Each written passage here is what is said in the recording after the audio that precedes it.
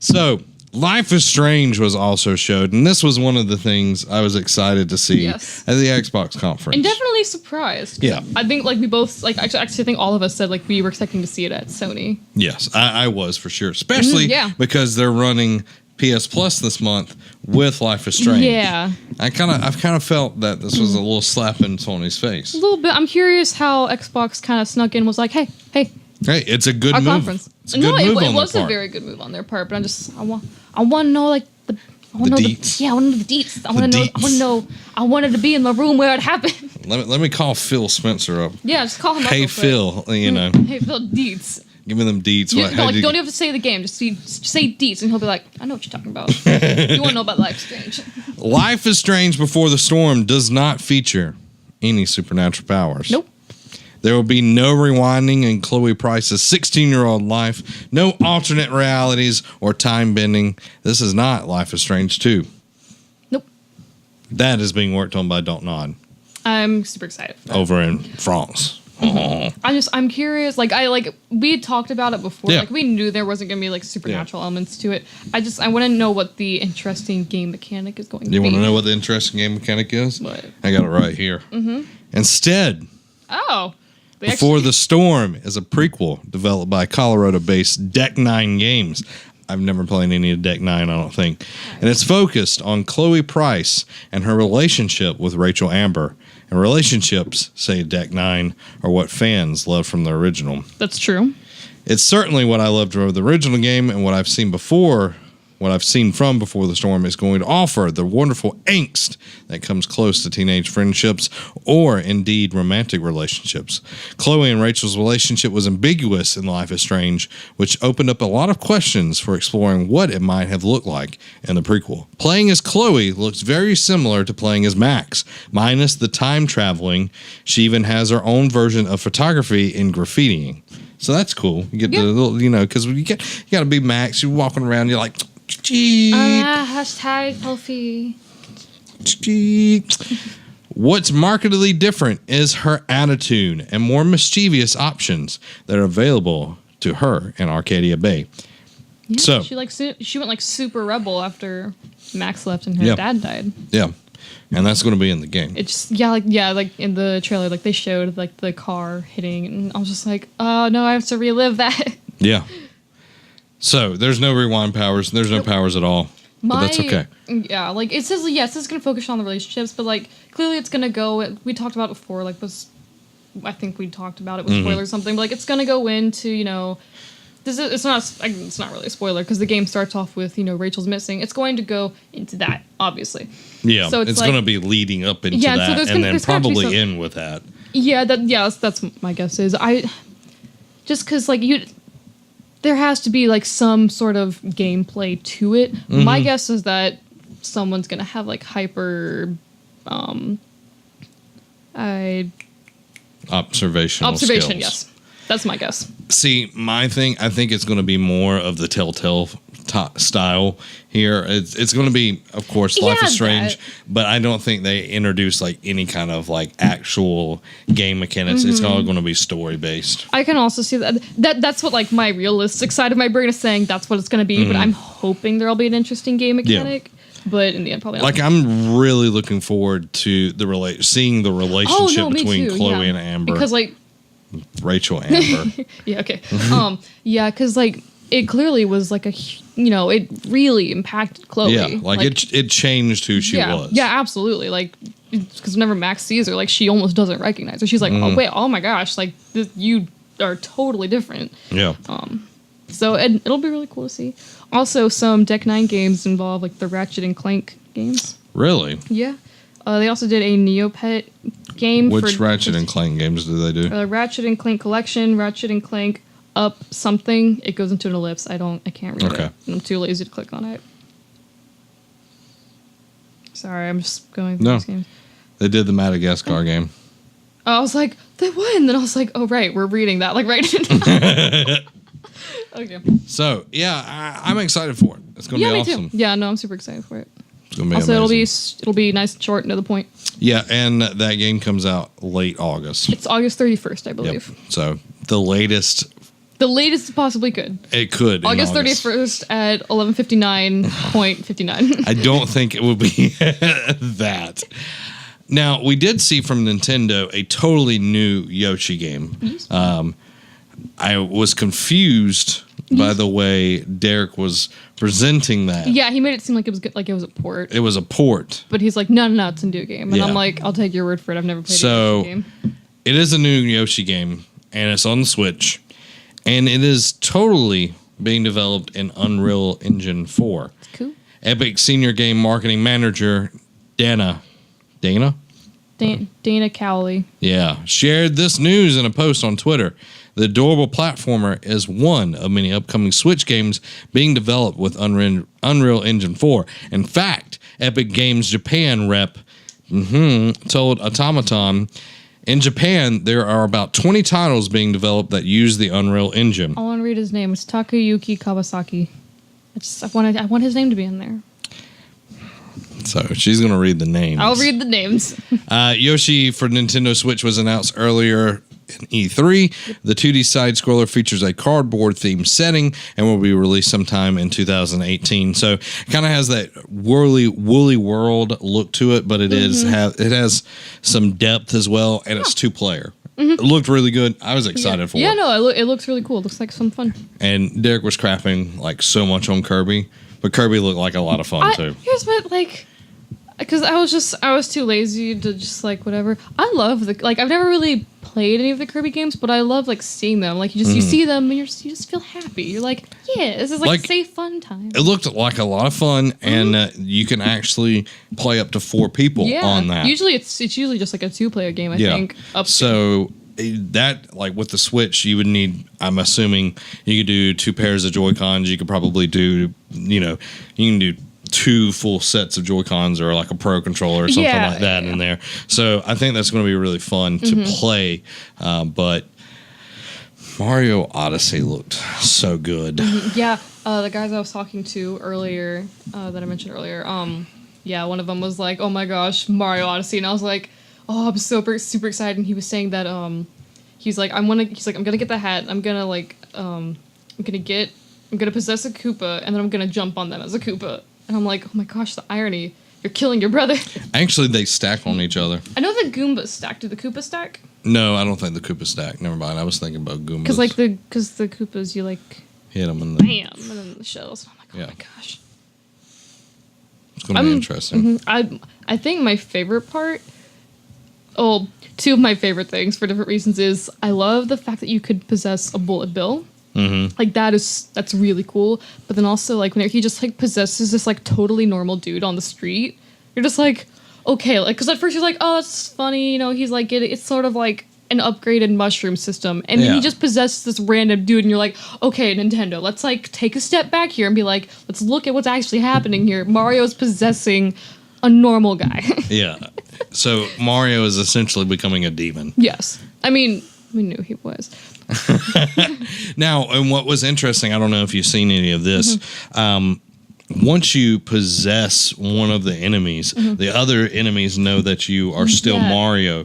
So and they can like knock you out. Yeah, like Tim Geddes was playing, he's from Kinda Funny, he was playing, and he possessed a bullet bill, and another bullet bill like came and like hit him, and like it destroyed that bullet bill, and like Mario goes, no, like he was still alive and everything. Well, I mean, like he goes. Yeah, he comes out and everything.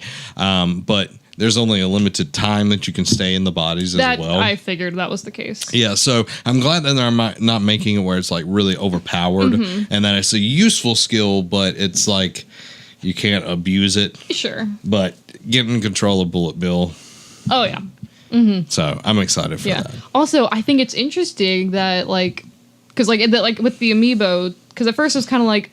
I mean, you could tell that Peach is wearing a wedding dress, but it's like, oh, maybe she's just wearing a white dress. And I'm like, that's a wedding dress. Yeah. But now the amiibos are actually, it's official, like, Peach wedding outfit, Mario and Bowser in their wedding suits or whatever. And I'm like, so, like, they're after however many years that's been going on, they're finally going to get married. Since the 80s. Yeah, I was going to say since 80-something. It's a long, like, engagement. Well, I mean, they had to get to know each other. When in the Mario timeline do you think they got engaged? They didn't. Oh, so they just went straight from like dating to we're getting married now. Yeah. I mean, like, clearly, like, there had to be some, like, relationship doubt whenever Rosalina came in, because Rosalina's very pretty. Yeah. And, like, I mean, yeah, there's, like, the Mushroom Kingdom, but then there's, like, all of space. Like, that was Peach's way of testing Mario. You know what? I agree with that, and he stayed faithful. I'm proud of him.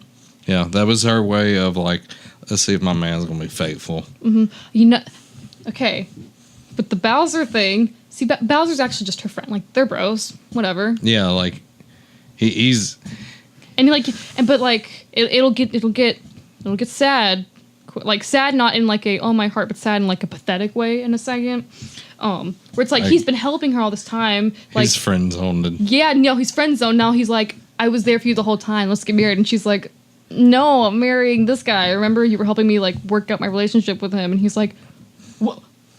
So now I'm friend zoned? What about all those times I was there for you? And it's just like, oh, sweetheart, no, go away.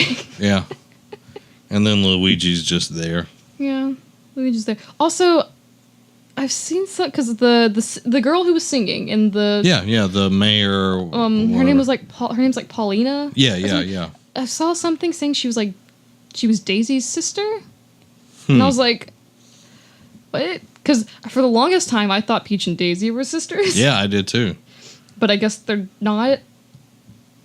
Also, whenever the character of Daisy was first introduced, it was in one of the shows. I think it was in maybe it was in the live movie, and it was Prince Daisy. Yeah. And they changed it to Princess Daisy. Interesting. Did you know that Donkey Kong was Mario's pet originally? I did not know that. That's interesting. And he would abuse Donkey Kong, and that's why. Well, that's why he's throwing the barrels at him. Exactly. He deserved that. He kidnapped the girl. You got an education right there. Yep. There's a lot of Mario education you can get. Now, I have 2 of these in this number. 2 of these now. PlayStation 4 sales have exceeded 60 million worldwide. That's a lot. 60 million. I have 2 of them. You have 1 of them. Like you bought a PS4. That's what I'm saying. Oh, I see. I was like, you don't have 2. You got rid of 1. But I understand. I bought 2. Yes, you are 2 numbers in that, and I am 1 number. Thank you, Shuhei Yoshida, for building one of the best consoles ever. You're full of grace. Yeah, yes. Whenever at the Xbox conference, and they were like, the Xbox One X we've built the best console. And I'm like, let's slow down. Your graphics are nice, but let's slow down for a second. Let's look at our numbers here, guys. let's just take a step back. Let's just learn to humble ourselves for a little bit and really ask ourselves, why am I lying about this? Sony Interactive Entertainment today confirmed that over 60.4 million PlayStation 4 consoles have been sold to consumers. Sony announced the milestone in the wake of its E3 2017 showcase event. The figures include sales made up to June 11th, 2017. Sony also provided an update on the number of games sold via regular retail, digital sales, and the figure now stands at 487 million games. That's games. I'm a few of those. Oh yeah, definitely. Also, as of June 11th. My mind went off somewhere else. These figures are estimates. You hurt me. Based on the sales data collected by Sony in the Americas, Europe, and Asia. Sony also noted it has 26.4 million paid PlayStation Plus subscribers worldwide as of the end of March 2017. We are very grateful for our fans and our partners around the globe who have continued to support the PlayStation 4, said Sony Interactive Entertainment President and CEO Andrew House in a statement. The PS4 platform is in prime. Oh my God, I cannot read. No, you can't. With the industry's best lineup of exclusives and partner titles slated released for this year, taking full advantage of the power of the PlayStation 4 system.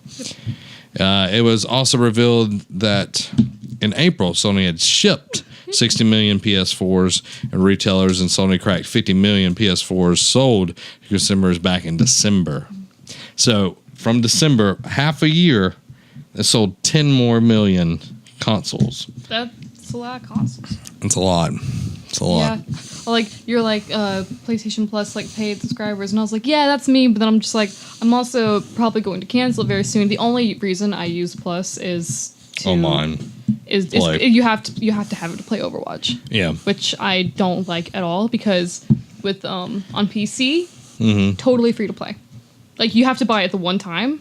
But unlike Warcraft, you have to buy the game and they have to have a $15 subscription to play it monthly. So, I mean, I'm not playing it right now because it's like one or the other. Yeah. Because also the PlayStation month it's only $10. It's cheaper. Yeah. But it makes me really mad because there's like other online games where you don't have to. Well, all console games are like that now. Yeah, but like with one example, actually, I've actually been playing Destiny for the last few days just because I just kind of sit there and pew, not really pay attention. But like Destiny, you don't have to have the Plus membership to actually play. You have to have it to do certain things, but you don't have to have it to just play the game. Yeah. Which I like. And I get that with Overwatch. Overwatch is a totally multiplayer game, though. Yeah, and I get that it's it would be hard to like do things, maybe like make competitive mode only for PlayStation Plus people, but I like things that are free.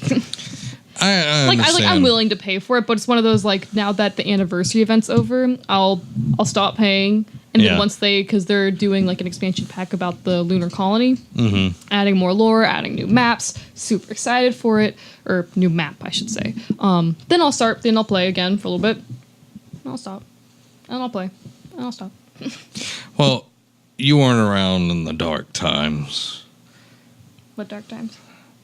The PlayStation 3 era. No, when it came to PlayStation 3, I got an Xbox 360. Yeah. I had a PlayStation 2, though. The PlayStation Network used to be free. Mm-hmm.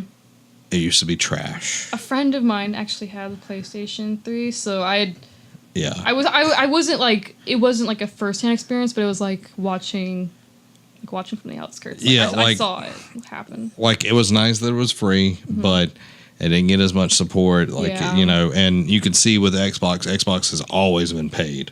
Oh, yeah. So, that's just the norm and everything. And with it being paid, they've definitely, ramped up. Oh, no, absolutely. I love the PlayStation Plus network now. Yeah. I'm willing to pay for it. Yeah. I just like not having to pay for things. Oh, I agree.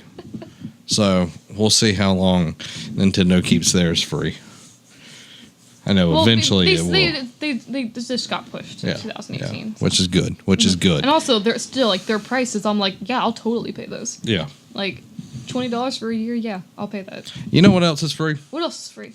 For you, the listeners of the Nerd Cave podcast, Gamefly is offering a premium free 30-day trial to give you the opportunity to check out their services. Now, I actually use Gamefly. I've been using Gamefly, and a lot of people, a lot of podcasters, a lot of YouTubers, they never use any of this stuff. Mm-hmm. I use Audible. I use Loot Crate. Yep. I use Gamefly. Yep.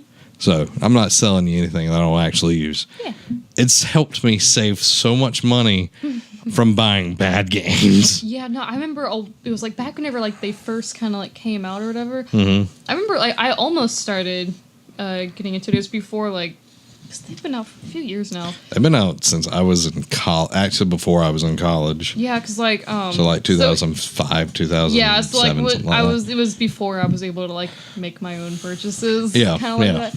But I remember seeing what it did. And I was like, wow, that's really cool. It's really interesting. Yeah, and I really like it because I've got Persona 5 right now. Mm-hmm.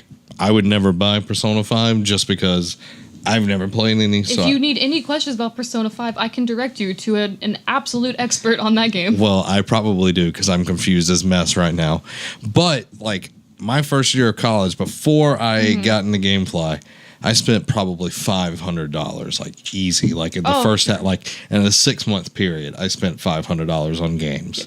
And then once I got Gamefly, it's definitely went down. Oh, yeah.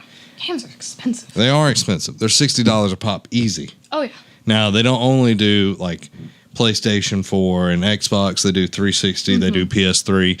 They do the old 3DS, 2DS, that kind of stuff. Now they support Switch as well. They do also have like, it's kind of Steam-esque as well. But like as long as you're paying the service, like you can play games on your PC through there. I can't remember what it's called, but yeah, you got all of that. And the way you do it, to get your free trial today, go over to gameflyoffer.com/nerdcave. Again, that's gameflyoffer.com/nerdcave for your free 30-day trial. Now, you get one game during this free 30-day trial. All right? One game. So that's a whole 30 days to dedicate to a game. Yeah. And you can get through a game pretty quick, but if you space it out. Yeah, you could take the whole 30 days and then be like, hey, this is not for me. Cancel it. Send the game back. Or you can play, like, you can just sit down one weekend, play through a game, send it back, get another game, play through that. You can probably get through 2 games in a month because you got shipping times. You got shipping times. Okay, I was going to say, like, you might be able to squeeze 3 depending on where you live. It depends on the game, how much time you have, and how good you are. So there you go. There's a free game. Like, you're like, hey, I want to try out insert game here. Yeah. Be like, I want to try this whole Overwatch thing. Allie's talked so much about Overwatch and why it has to be like the best game ever, right? I need to try it out, but I don't have the $60 to pay the overlords over at Blizzard. No, also, but if you play it on PC, you can get it for $40. So what you do, you go over to gameflyoffer.com/nerdcave and try that out. So there you go. But yeah, life hack, if you're getting it on console, you have to buy the Origins Edition, which is $60. But if you get it on PC, you can either buy the Origins Edition or the regular edition. The regular edition is $40. Yeah. The Origins Edition just gives you like special skins. I've got the Origins Edition. I've played it 3 times. Well, it's because you have it on console. I know. I'm just saying. Yeah. I played it. I spent the $60. I'm thinking, like, while you and Amy are gone, I'm going to, like, just grind for you. That's fine. Like, you could totally stream during that, too. I've never done, like, streaming stuff. Well, I'll just be, like, just, like, the entire time, just me repeating, protect your healers, protect your healers.